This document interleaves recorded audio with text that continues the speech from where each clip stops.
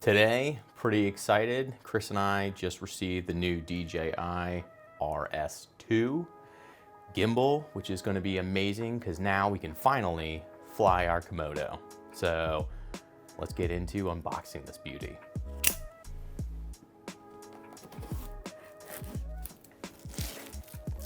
So this just came out. Thanks to B&H, overnight shipping.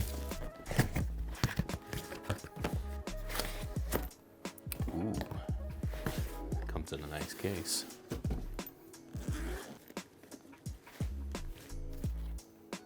Here it is, all broken down. Some assembly required.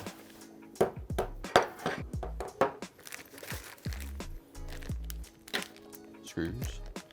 This is the Raven Eye. This is part of the Pro package. Really cool. We'll get into this.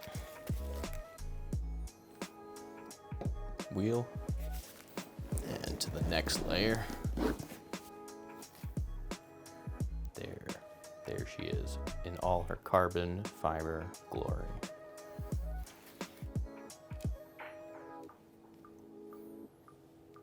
Wow, that is so light. Very cool. Then all of the cables, get all this hooked up.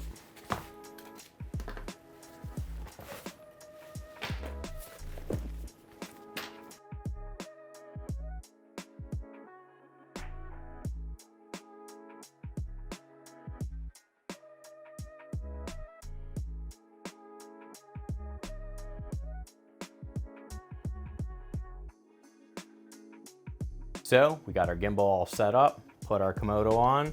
This is not probably the final product, but this is our first go at it.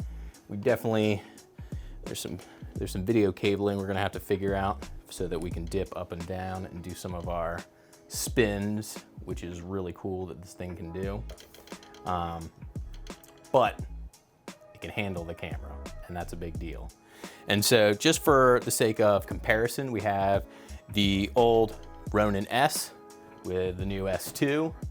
And so a couple cool comparisons that we have. One is gonna be the weight of the actual Ronin itself, that the new Ronin S is at 2.3 pounds versus the old Ronin S is at 4.1.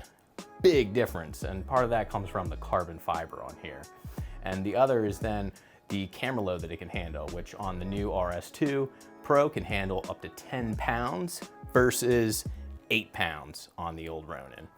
So that means we can now finally fly our Komodo. And if we rented an RE or anything else, we'd also be able to fly something awesome like that. Another thing that's really cool is the batteries. Now, it has a 12-hour battery, which the old Ronin S also said that it could do 12 hours, but what's really cool is the fast charge that this new Ronin S2 has, which within 15 minutes can actually charge up to 2 hours of use, which is crazy. And compare that to 4-hour charge for the total charge time of the old Ronin S. Another really cool system that they've created are some of the locking systems they have. If you go back to the old Ronin, the battery has a lock latch right here. But when you're manipulating around here, it's very easy for this to accidentally come undone. And that means that the battery is gonna slide out. And so that often would come out just a little bit and ruin some of the shots, and we'd be constantly having to lock that back up. Whereas on the new Ronin, it's a little hard to see, but down here, there's actually a latch that unlocks it. But then that's not unlocked. You actually have to push all the way over and that button to be able to release it. So no accidents while filming with this nice quick release here. And then one of the other really cool things is when getting these things set up, having to manipulate the Ronin so that you can get the camera just right so everything is leveled is a pain in the butt, especially trying to get all 3 axes moving at the same time to make sure that everything's done.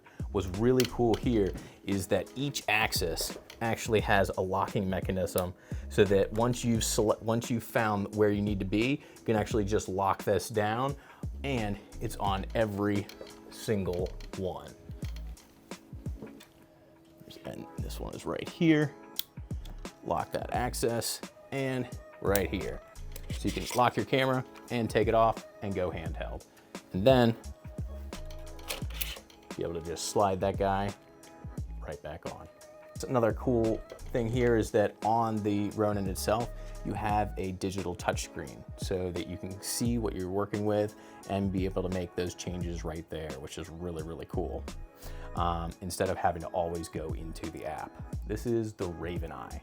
And what this little guy does is you can control directly from your phone, almost creating basically a mimic with your phone and the whole camera setup.